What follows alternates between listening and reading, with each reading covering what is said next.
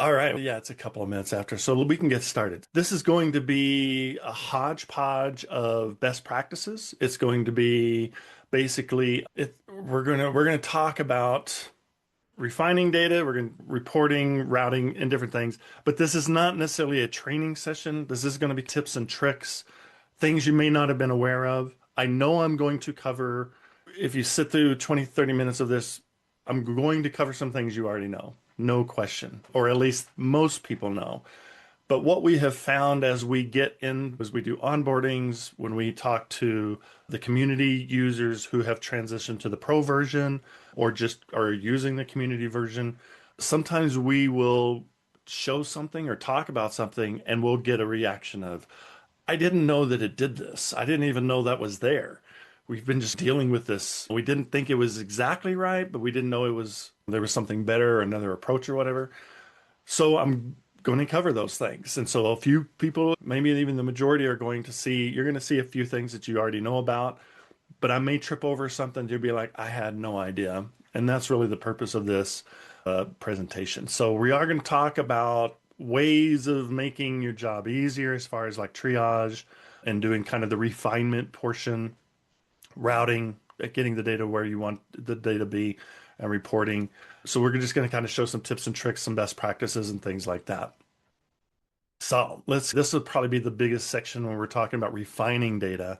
And before we begin, and I know this is once you get your data in, but we can't not cover the hierarchy and how important this is because we do, especially when we have like community users who are transitioning to open source, sometimes they'll say, we'll look at their way they've broken down their asset hierarchy and their what we call fighting the tool. So we do want to cover this a little bit to make sure that even though you may already have a hierarchy, I want to give you some ways of looking at it to be like, oh, maybe if we changed a few things, it would save me having to use tags or different reporting, things like that. So assuming that you have an idea of what the hierarchy looks like, findings are discovered by scanners. Scanners are the test, right? Engagements are ways of organizing your test. Usually we got version metadata there. You could have one engagement for an asset. That's not unusual. You might have five or six. You might have a whole bunch of engagements. Asset level is the most important. And then organization, product type, if you've been a long time community user, we just changed the name from product type to organization and product to asset. Really just a name change. There is additional functionality coming around the asset and being able to do parent-child relationships there. Whenever we do the onboarding with customers, we will usually focus on this asset level because this is where a lot of this functionality works. For example, the duplication works at the asset level and everything within that asset, all of the findings, we do deduplication. The open source version will deduplicate the same tool. So if you're importing from Tenable over and over, that will deduplicate there. The pro version can do deduplication between. So there's two deduplication passes in the pro version. But in either case, it's always from the asset level and everything within that asset level. Organization and asset are the only two layers that have RBAC.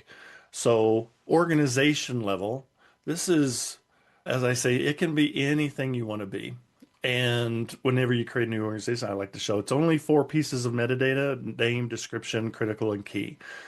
It can represent anything. Big tip and tips is the organization level. You want this to be granular, right? If I had a large company and I had three subdivisions, and then I had a whole bunch of layers within those subdivisions, I probably would make my orgs the level of those three orgs, right? I want to make it more granular. If a user has access to the organization, they have access to all the assets underneath. Or if you give permissions at the asset level, then you only see that asset and you don't see the other ones in other within that organization. But that's the only two layers that you have RBAC. So the organization layer is really all about reporting and who can see that data. And you do want it to be a little bit granular because if I were to do a quick report on organization, maybe I do an executive insights. Well, see, I can always select multiple organizations and have that data roll up. But if I haven't broken it down, I can't break it down here, right? I only have, well, maybe it's Microsoft. Maybe I should have broken Microsoft into smaller chunks so that I can always bring them together, but it's harder to slice and dice. So that's another kind of important tip that we do see sometimes is organization is too high level and can't really be effective because it doesn't have that granularity. You can always move things around. The assets just basically it's a one to many all the way down. And so you can always just change the ID or reassign an asset, and everything underneath it will move with that asset. So you can always kind of restructure these. One other thing that I'll mention is for organizations, if you have a large organization and you've spent a lot of time kind of building this hierarchy and you recognize, oh, I didn't realize that my ticketing is attached there and or the risk and priority is attached there. So if you need to make some adjustments, we've also built some tools like for our pro users to reorganize things, export your current hierarchy, make some changes, re-import it back in with the changes that you want to have made. So being able to be flexible around this will also help you there. Another big topic that we run into, and that sometimes I think it's probably one of the areas where we get more confusion and a misunderstanding of kind of what this is. So we have two ways of getting the data in via API or even in the UI, import versus re-import. And sometimes we will find situations where, let's go to an engagement here. So I'm in an engagement. And you can see I've got a bunch of scans that have been brought in from different tools. But as an example, sometimes we will see like a community user and we will go into an engagement and they have hundreds of Tenable scans just over and over and over and over. And we will go into those scans and you'll see that almost all, if most of them are duplicates or that kind of thing. Also notice that the import history, it just has that 6 were created.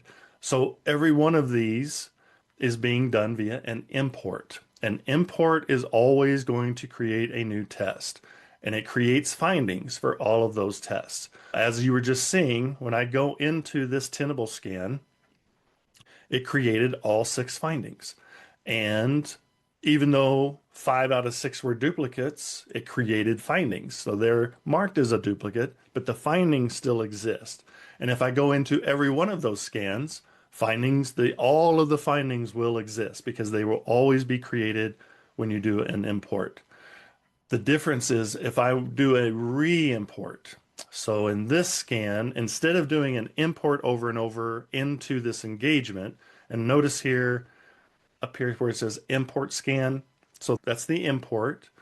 If I go here, so you can find it right here, see how it says re-import findings when I click on the scan itself. If I go into the scan, I can also re-import here. And that is how you get the re-imports. And notice how we created 6, this time 5 untouched, which that means we didn't create 5 more findings. They're already there in the test. So this also can help keep the number of findings lower because we don't have to create the individual ones, then deduplicate them and mark them as duplicate, right? So that's how you get this automated triage.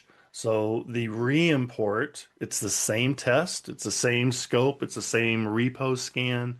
That enables the auto triage, which is what you're seeing right here. That is the diff, right? The last scan didn't have it, this one does. The next scan, it closed, the finding was not there. So it closed that finding, marked it as mitigated, then it comes back, then it gets closed again. So you're getting this triage history as you're doing the re-imports.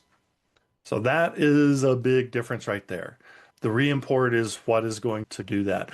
You can use re-import all the time, even if it's for the first test. There are some parameters, AC, auto create context, that will allow you, if it's like a new engagement, you can have that created on the fly. So it can also it'll show up as the first import, but you don't have to write logic into scripts or anything to say that. I was just noticing I was frozen.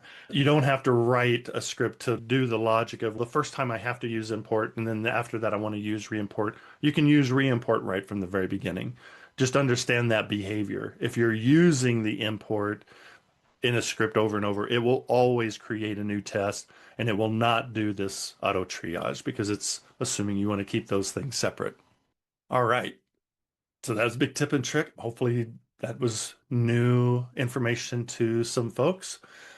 Let's talk a little bit about deduplication. So the community version, open source, does have same tool deduplication, which means if you're importing from the same scanner, even if it's in different tests, but within an asset, all right? So we do not deduplicate between different assets because this asset is managed by this team and a different asset's managed by a different team, and we need them both to get the vulnerability. That's one of the keys to understand about the same tool is, or all of this, it is from the asset level down.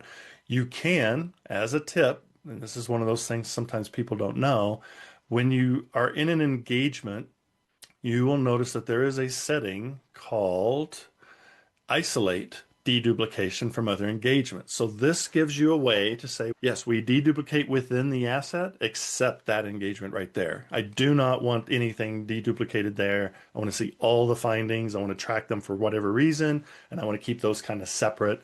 And that's how you can do that. So that allows you to turn off deduplication just for that particular engagement and don't commingle those. Another quick tip since we're here, the engagement types, sometimes we get questions about what's the real difference between these. There's not a real difference between them. There's no functional difference between a CI/CD versus engagement. This is a required field to have a type there. The difference is in the metadata. All of the metadata is actually available to both. So even if you were doing an interactive, you could still, using the API or things like that, update the version, right? Version is one of those things we track. If you're doing lots of different PR, automated CI/CD runs, maybe you have a different version every time. Maybe it creates a different engagement for each version, or you run multiple scans for a particular version. So being familiar with some of the metadata will also help understand. That's why I want to use CI/CD because it has version in it, whereas maybe the interactive type doesn't have. I guess it does there. I stand corrected. So familiarizing yourself with some of the metadata will also help you understand some of that alignment. So same tool in the community. If you want to change the deduplication, you can. In the community version, you actually have to go into the code. You can find all of the deduplication algorithms, how they're being done, which fields they might be using if they're not using like the unique ID. In the community version, actually, I can't show it to you in the community version because it doesn't allow you to configure the deduplication. I can show you the same tool deduplication settings in the pro version because we do expose the deduplication settings. So here you'll see the same tool deduplication. So this is actually set up exactly the way it is in the open source. All of the scanners, parsers are there, and all of them have a deduplication algorithm. This is what's set in the parser itself. You can see some parsers will use hash code. Some will use the unique ID. So if the tool has a unique ID for this finding, we don't, it makes it very easy to deduplicate that. And or if it's missing that, you can actually use both. But this is already set in the open source, and same with the pro version. It's already set. You don't have to do any configuration here, but you can change it here. So that's a difference between the pro is you can change it and you don't have to recompile and do all of that like you would with the community version. And in the pro version, one tip, and we talk about this in onboarding with new pro users, but this is not set up automatically. You have to go in and you have to choose your tool, and then you have to enable the algorithm, which will always be hash code, and then you pick fields for that hash code. The reason we don't have this set up is because we did the calculations. It's billions of different combinations of tools that any particular environment might have. There is no way for us to guess which tools you're using and the data that they're reporting to predict what would be the best matches to deduplicate. So that is why we require users to set this up. We want you to know which tools you're using, the fields are reporting so that you can pick the fields that are consistent between all of the tools. And you want the data to be consistent there too. For example, description is a notoriously bad field to pick because the description can change quite a bit. The way that the deduplication works for hash code is we're creating a hash for each field. So if I pick a unique ID from tool, severity, maybe actually that's not a good one, but the vulnerability ID certainly is good. If all of my tools are reporting an accurate file path, that's a fantastic key to use. But again, we will create a hash for each of these fields, and then we compare each individual field with other findings, and that's how we can. This was almost a match, but not quite, versus a full match and things like that. Any questions so far, Chris? I want to take a pause and make sure we haven't put everybody to sleep. We do have one here, mostly about the product hierarchy stuff about, oh, another question coming in too. Awesome. Question is, if I have my data in DefectDojo and I want to revisit or modify the product hierarchy later on, how easy is it to do? And I guess probably with that too, like any tips or anything else that you recommend too when making that adjustment? Yeah, if you want to revisit and modify, depends on how much you want to modify. Thankfully, the API gives you the ability to really do some mass changes. We have a tool that will allow you to, actually, another quick tip that we'll just cover real quick. Often open source users will not have, well, sorry. I will focus back on this question because I'm about to go down a rabbit hole. So it is fairly easy to reorganize things because again, it is a one-to-many down this hierarchy. So it depends on how much you want to make those changes, but it is fairly straightforward. And we've done a lot of scripts to export the way it exists and or even do a database dump. There's a lot of different ways you can reorganize it depending on how detailed you're going to do that. The one thing, if the asset level was set like so, you know, it's this application, but that application actually has 10 different microservices. Breaking those up is much more difficult. You almost have to just create the assets that you want to have, make them part of that same organization and to break that up. So that particular, if you got to go more granular, that may require the creation of some new things and organizing and moving some engagements around and stuff like that. You can copy engagements. If it's too detailed, I mean, we help the pro users all the time with this kind of thing.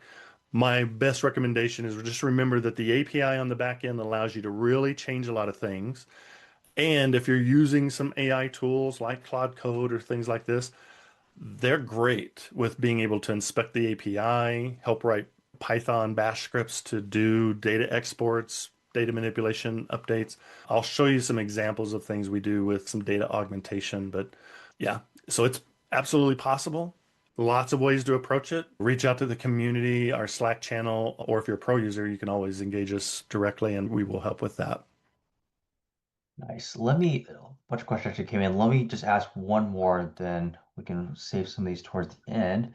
And this question is, in my setup, my asset product covers many code repos.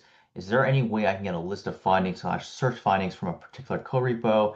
I've added the code repo metadata in my engagements. There doesn't seem to be a search option for engagement level metadata for findings. Is there a better way to accomplish this? Yeah, my rule of thumb is I usually would look at the asset level as if I have a repo in GitHub. Now, of course, you can have a mono repo. Kind of like I said, this one repo has 15 different microservices. So in that case, I might make each microservice and its branch as the asset level. So maybe you run a scan on that branch so that you can isolate different components that way. Yeah, it's every environment is unique. And that's not an excuse. It is a reason to say that if I always focus on this asset first to get to the level of the detail that I want for kind of the automation for the scans, right? Organizing this stuff and automating it as it comes in is actually pretty key. So I guess what I'm trying to say here is that lots of different ways of doing this. I think the bigger key is that once you understand the functionality that's at that level, like this list right here, that sometimes will make it you recognize, oh, if I want different RBAC for different assets, you're going to have to break this down. Yeah, I don't know if I answered that question really well. Apologize. I see another question here. Are we planning to change the product type and product to organization and asset in the community edition? Yes. Yes, that is coming. Will I be able to transfer my community edition to from Dojo Community Edition to Pro? Yes. Yes, you can migrate your community version and database to the Pro version. Yes, that is possible. Okay, I think there was one more thing. Yeah, deleting duplicate findings. Wanted to cover this real quick. And then particularly for the Pro users, because the license is based off of the number of findings. You can have unlimited users, unlimited imports, all of that, but it is based on kind of storage. Here in the Pro settings, system settings, yes, you always got to enable your finding deduplication, but this setting here, delete duplicate findings, I just want to explain it real quick because sometimes people aren't even aware that's there. If I turn this on and you see how it says maximum duplicates right here, so that 10, what it will do is if we're seeing the same duplicate over and over, we always keep the original finding that was first imported, and we keep the most recent 10 minus 1. So the next 9, the most recent 9. So we always have the original, we always have the most recent 9 that were imported, and then we delete everything in between those two. What the advice is, do not set this to 0. We do use some of those duplicates to give us this. This was a near miss, 4 out of 5 fields match, so it was a close match, but not a perfect match. You can always say, no, that's a duplicate. So if you tell DefectDojo this is a duplicate, it will remember that.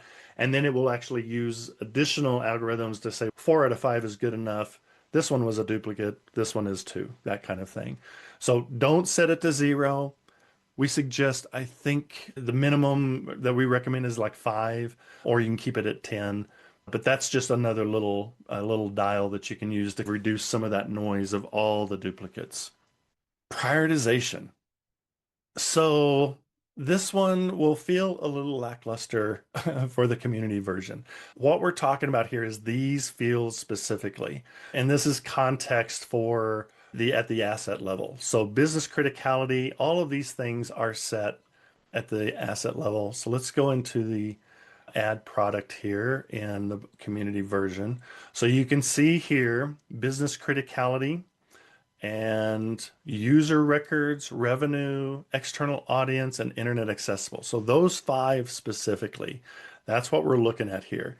Notice how wildcard, revenue and user records, what does that mean? You can't change the title here. I can't name it something custom, but user records is just a number. And this needs to be a range of numbers. You could actually say 0 through 10.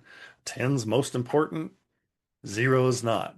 So yes, you can use it for user records, and if you had an idea for every application how many users were using it, you could use that.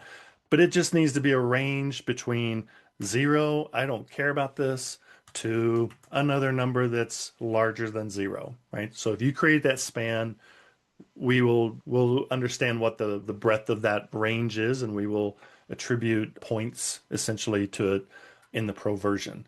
So user records can represent anything you want. Revenue, exactly the same way. 0, I don't care about it. Million, I do. And it's just a range. You don't have to plug it into anything. It could be revenue loss, revenue gain, revenue from that customer. You can use it for however you want. Now, in the community version, if I go to all of my products here, you will see there's that criticality, and you can see the metadata. So you got a visual of what your risks are, and you can sort by those and or prioritize this way. I may have clicked on, I am found a bug in my community version. I guess I did. I'll grab that later. But yeah, you can see this. But that's really all we're getting out of that from the community version. In the Pro version, if you have set this up, in the Pro version, we will use that data for our risk and prioritization. So this priority insights dashboard, you can see this urgent, needs action, medium.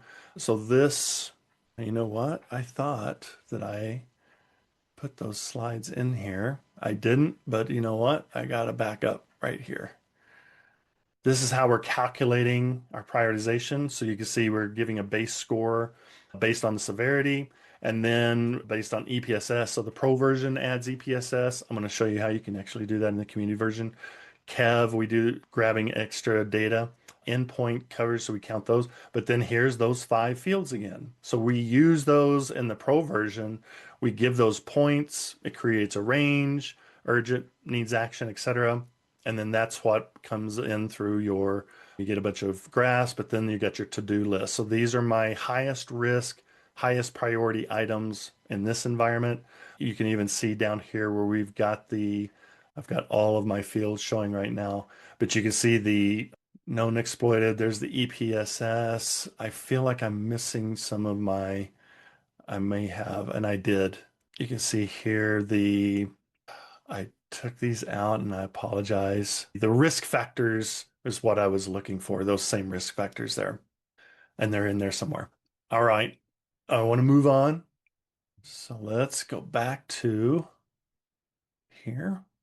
Okay, so using the context, better prioritization.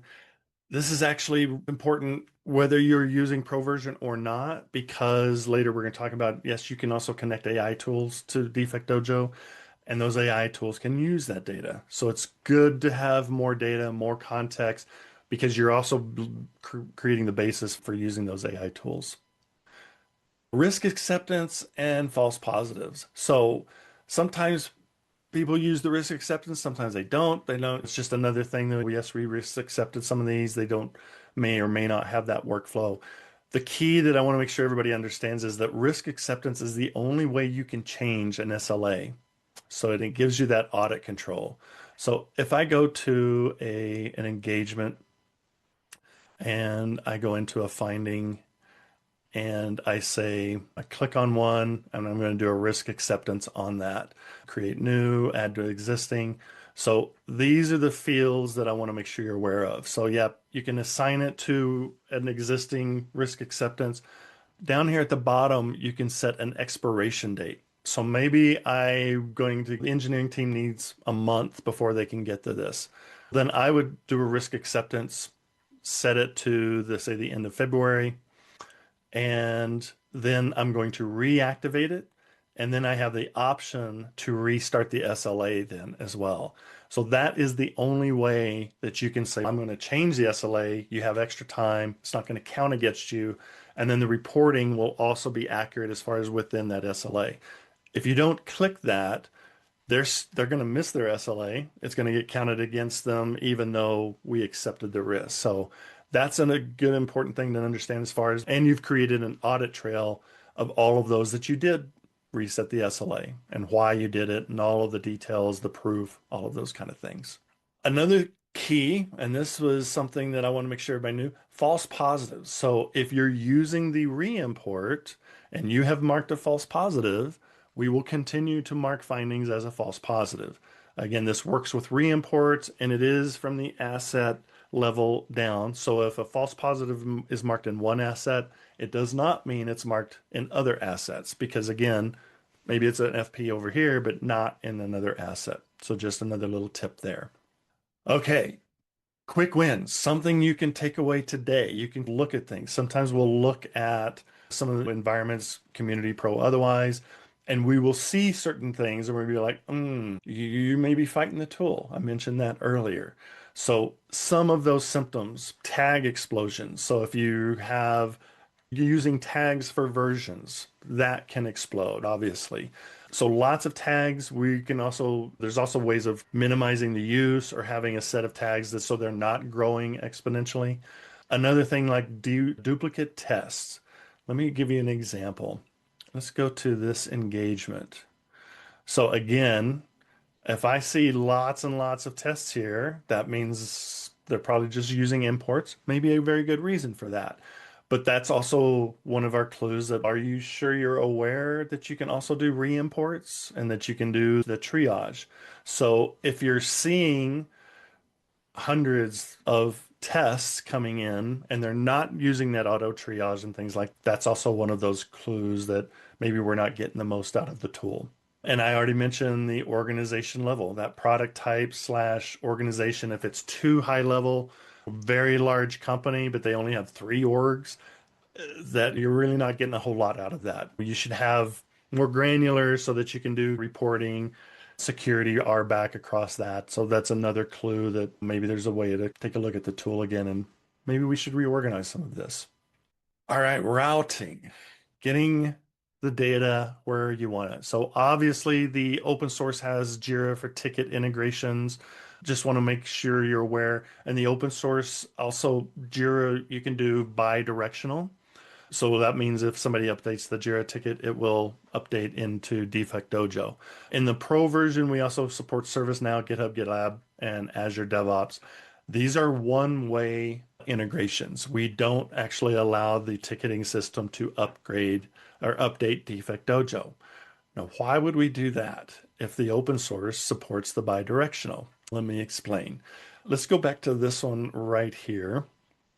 And you'll notice that in the second reimport, see how we closed one and created two and untouched? So that one that we closed, that was in this Jira ticket right here. And it was made inactive. In fact, I think if I run that import again right now, no, never mind. I can't do that.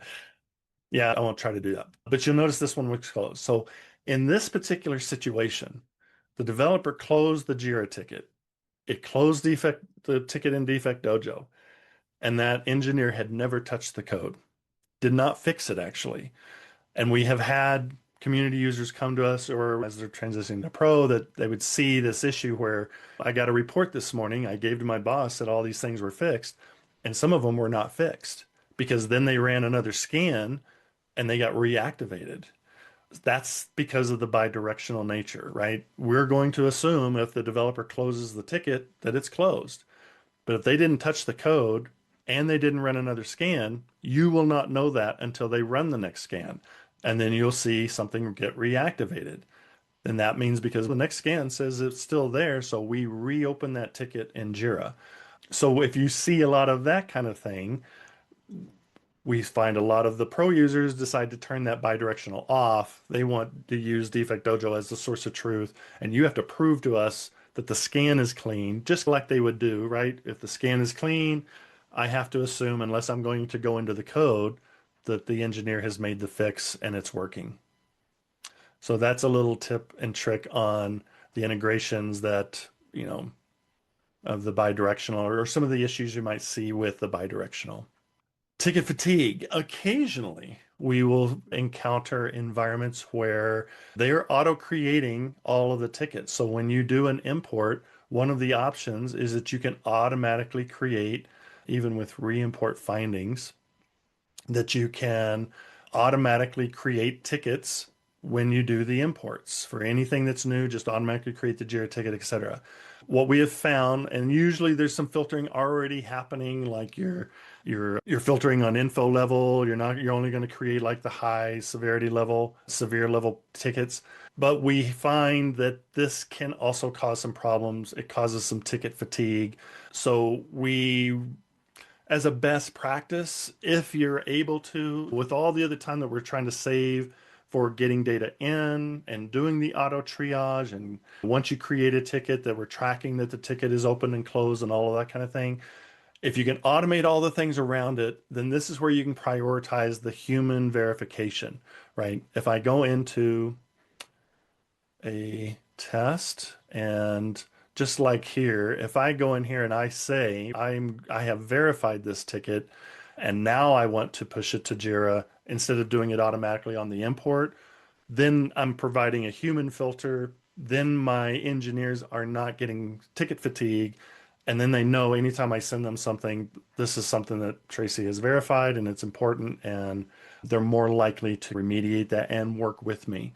But if I just set it and forget it and just flood them with tickets and let them figure it out, we find that is less effective. Or at least we see that in a lot of environments. Selective notification. So speaking of ticket fatigue, notification fatigue. So most of the users that we see are using a select number of notifications. For example, approaching SLA, the ones that you see here, things that point to things that are wrong. For example, there's a notification for every time a scan is added.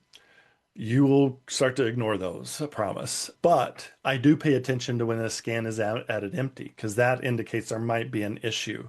SLA breaches for combined, so I'm not getting a ticket, a notification for every single one.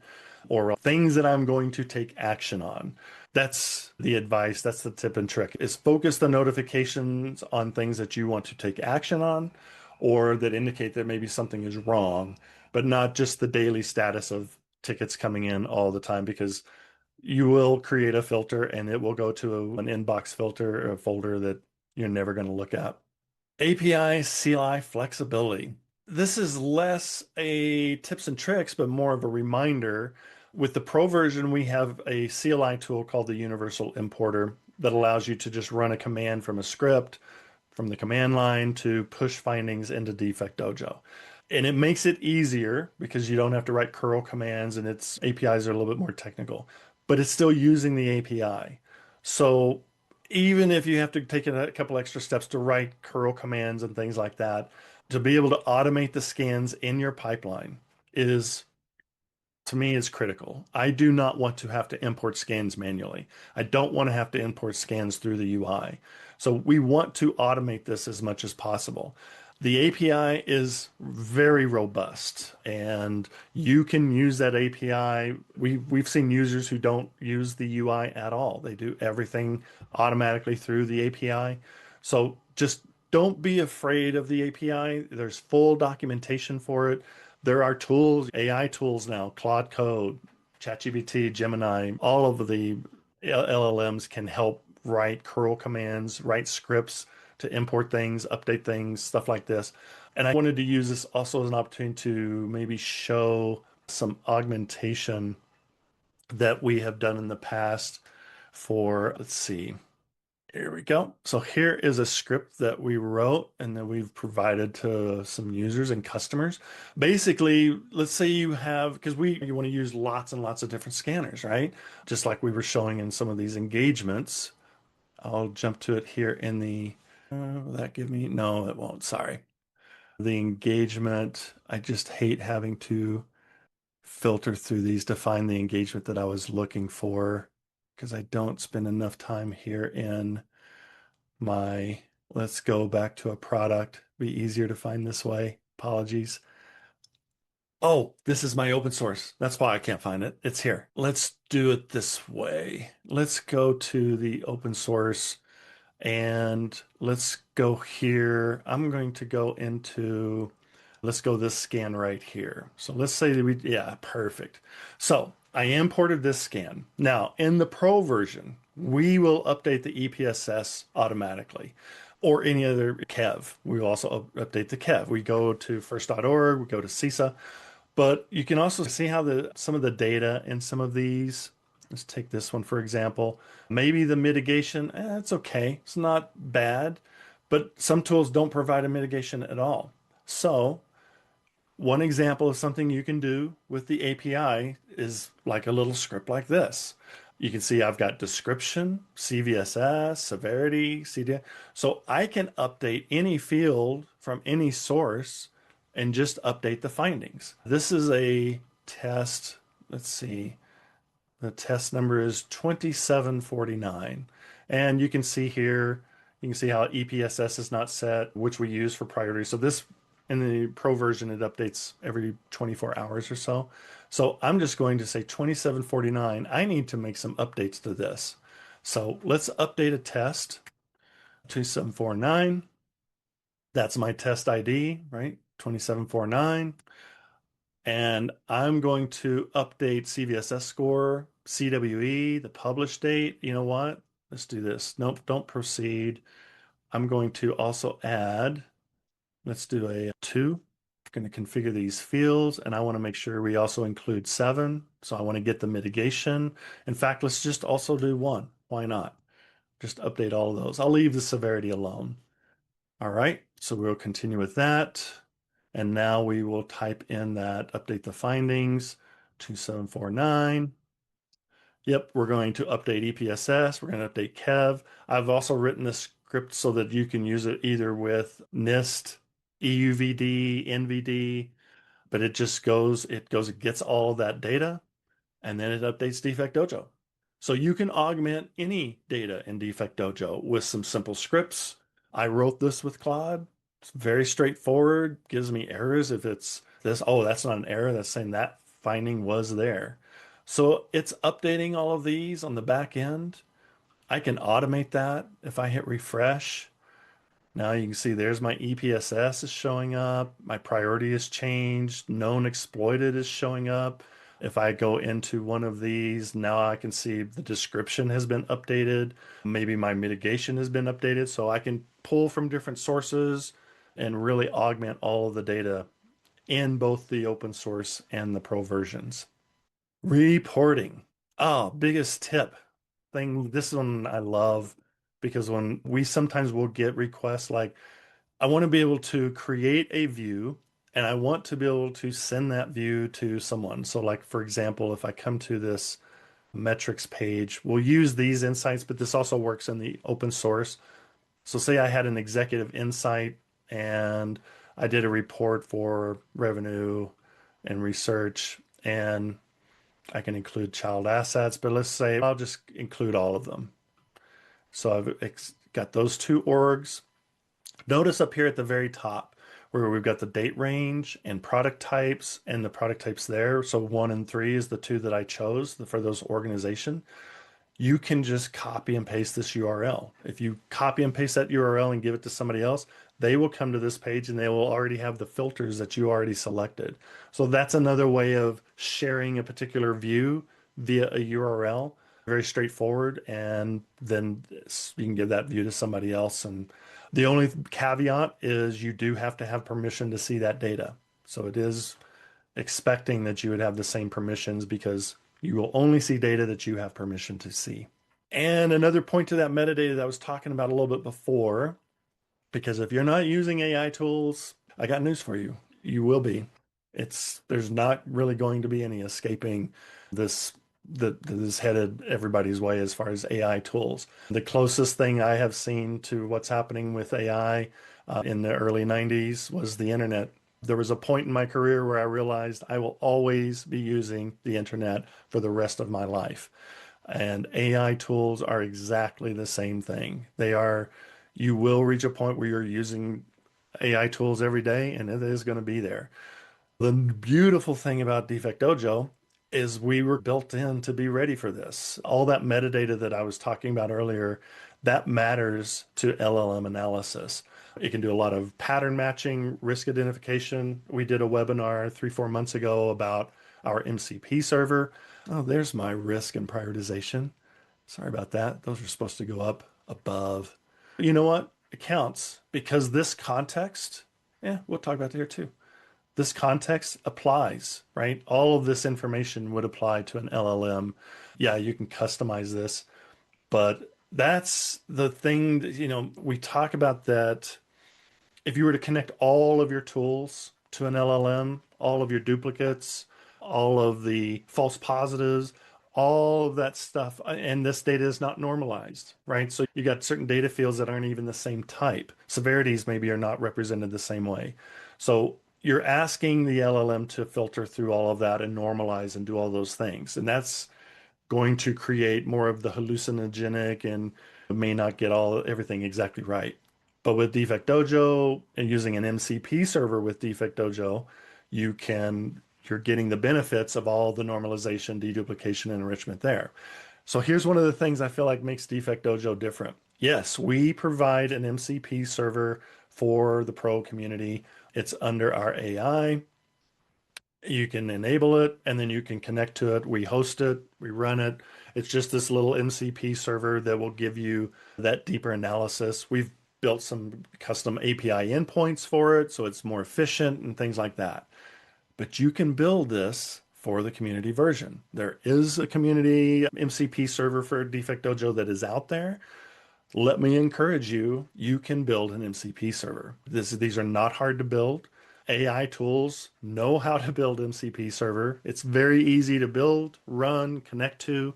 The major difference with the open source version to use MCP against that, and I've done this, I've built MCP servers, I've connected them to the community version.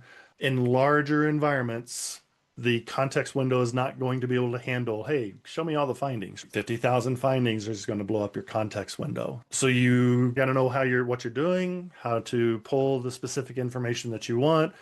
Might take a little bit extra work, but it is possible. You can do it. We've even submitted a talk to OWASP EU to have a little pod to teach people how to build MCP servers and using DefectDojo open source as an example. So this isn't a proprietary thing. Yes, we've built one that does really well. We're getting great feedback from this already, and it should be out of beta anytime soon, but it's something you can use right away. We host it. It's already built. It's already tuned. API endpoints. Don't be afraid that you can't do the same thing with the community version, because you can. So that's the big cap there. That was lots of tips and tricks. We went through a lot of things fast. Questions?